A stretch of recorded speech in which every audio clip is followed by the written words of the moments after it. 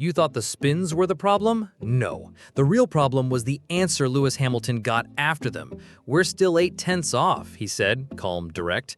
"What's the plan?" Silence. Then a half-hearted mention of ride quality. That wasn't a reply. That was a white flag.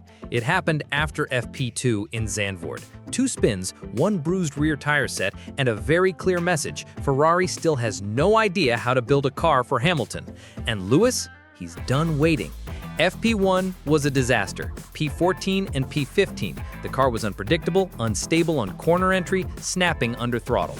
But FP2 showed a glimpse. Hamilton climbed to P6. He was pushing hard, maybe too hard, but he was chasing time in a car that doesn't want to be chased. Before the second spin, he was up, a 10th in Sector 2, another .150 coming in the final turn, and then gone.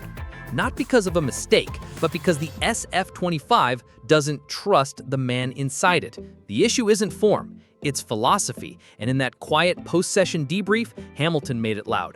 "I don't care about comfort, I care about control. Let's stop pretending they're the same." They told him to wait, he told them to watch. After FP2, the debrief wasn't technical, it was political. Inside that room, Adami stared at the data. Hamilton stared at Adami. 8/10, he repeated. Where are they hiding? No metaphors, no motivational fluff, just pressure. Because Lewis didn't come to Ferrari to be told, "We'll get there." He came to win.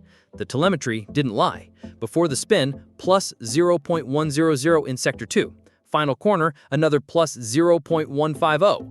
That lap was alive. It was working until it snapped.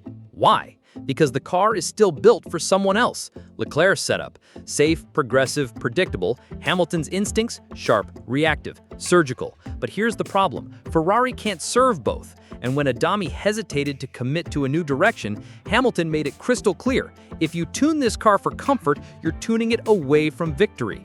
That wasn't feedback. That was a warning. And Adami? He didn't argue. He just looked down and started rewriting the Saturday program. Ferrari says it wants to win, but it's still scared of what winning actually takes. Zandvoort exposed it. Not just the car's flaws, but the team's fear of letting go. Hamilton didn't spin because he lost control. He spun because he was chasing it. The SF25 wasn't built for a driver like Lewis. Its DNA is stitched with caution, a rear that's soft, a front that hesitates, a balance that flatters average and frustrates brilliance. Leclerc fits it. Hamilton fights it. So Friday night, Lewis made the ask no one saw coming. Unlink my setup from his. Not a suggestion, a demand. He wanted a new ride height model, a tighter rear diff, and a change in how brake energy recovery engages under load. Adami blinked. The room froze. Because if Ferrari grants that request, it's not just giving Lewis a new car. It's admitting the old one was never his to begin with. And still, Hamilton doubled down. This isn't about balance, it's about belief. And the moment he said that, the walls inside the garage weren't just thin, they were trembling. 2 Ferraris, 1 garage, and suddenly, one of them doesn't feel like the real one anymore. Friday morning, the split became real. Hamilton's SF25 rolled out with a different soul. Low rake, aggressive turn-in, early throttle maps. It wasn't a setup tweak, it was an identity transplant. And in the strategy room, silence, until Hamilton dropped a line that sliced through the tension. If I crash, it's on me. But if I compromise, it's on all of you. That's when everyone knew. He wasn't driving for lap time. He was driving to take control. Leclerc's car remained within protocol. Balanced, predictable, designed to finish. Hamilton's? It was built to hunt. And Adami, now fully aligned, adjusted call patterns to match Hamilton's preference.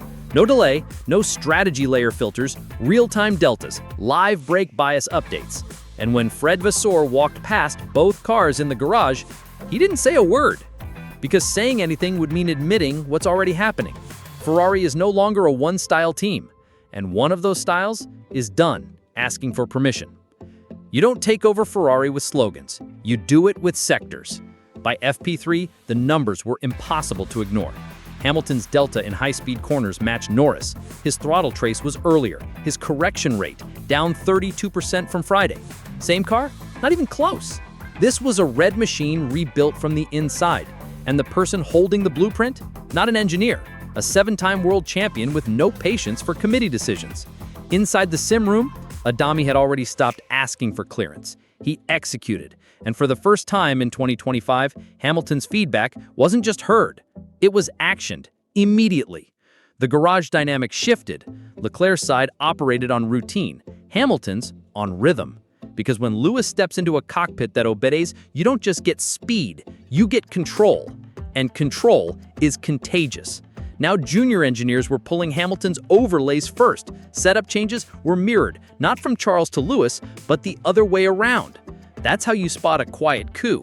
No drama, just data, and a shift in who the team believes will take them forward.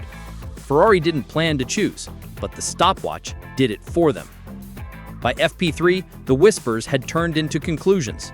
Leclerc was steady, but static. Hamilton was raw, but rising. And inside Ferrari, engineers began to split into quiet camps. Some still loyal to the old school, others now openly saying, if Lewis makes this work, we follow him. This isn't about one-lap pace anymore. It's about evolution. Because Ferrari isn't just testing two setups, it's testing two futures. And in the middle of it all, Ricky Adami finally dropped the guard. His radio messages were tighter, more precise. Not the vague optimism he gave Leclerc. Real-time feedback, sharp tone, trust. He wasn't managing a driver, he was co-piloting a mission. And when Hamilton returned to the garage after the final run, he didn't ask for deltas, he just said, "We're close. Now let's finish it." No celebration, no drama, just clarity, the kind Ferrari hasn't heard in years. The fight for pole is just a headline. The real war is about control. When Hamilton walked into qualifying, the room already knew. This wasn't just about lap time. This was about who Ferrari trusts when it matters. Because if he delivers, they can't go back to the old setup. They can't pretend the spin-filled Friday was just a bad day. They'll have to admit he was right. About the rear, the balance, the communication, and about the silence that cost him more than just time in Monaco. This is the quiet revolution, one that started with telemetry, grew with defiance, and is now being written in every apex Hamilton hits without correction. Ferrari spent a decade building a system to protect itself from chaos. Hamilton just turned that chaos into a weapon. And as the SF-25 roars out of the garage at Zandvoort, there's no more pretending. There are two cars, two drivers, but only one direction left to follow. Because the setup is split, the data is in, and Lewis Hamilton isn't asking to lead Ferrari anymore. He already is. Qualifying hasn't started yet, but the war room is already active. Hamilton stepped out of the sim session. No smiles, no words, just a quiet glance at Adami, and the question that hit harder than any lap time. Do they see it yet? Adami didn't answer. He didn't need to. Inside the garage, the energy had shifted. Two groups, two strategies. One ran overlays, brake migration plots, and tired delta forecasts. Silent, sharp, efficient. The other? Cautious, conservative, already scripting the press release in case it goes wrong. And above them all, Fred Vasseur. Watching, processing, not reacting because he knows what's coming. Q3 hasn't set the grid yet, but the war room is already active. Hamilton stepped out of the sim session. No smiles, no words, just a quiet glance at Adami, and the question that hit harder than any lap time. Do they see it yet? Adami didn't answer. He didn't need to. Inside the garage, the energy had shifted. Two groups, two strategies.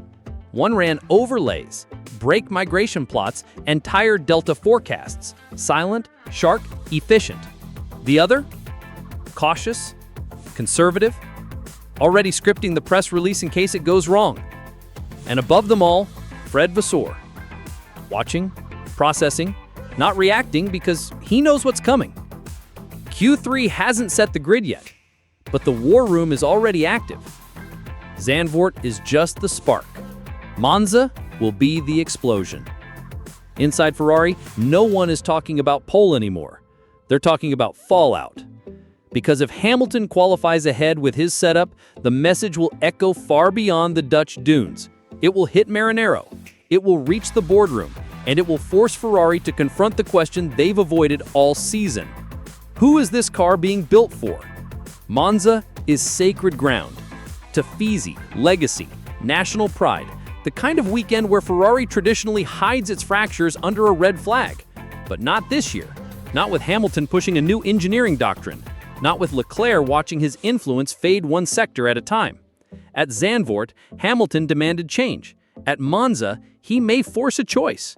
Because if he wins the political battle and starts closing the championship gap, the illusion of equal treatment won't just crack, it'll shatter. And the red car, so carefully managed, may finally reveal who it truly belongs to.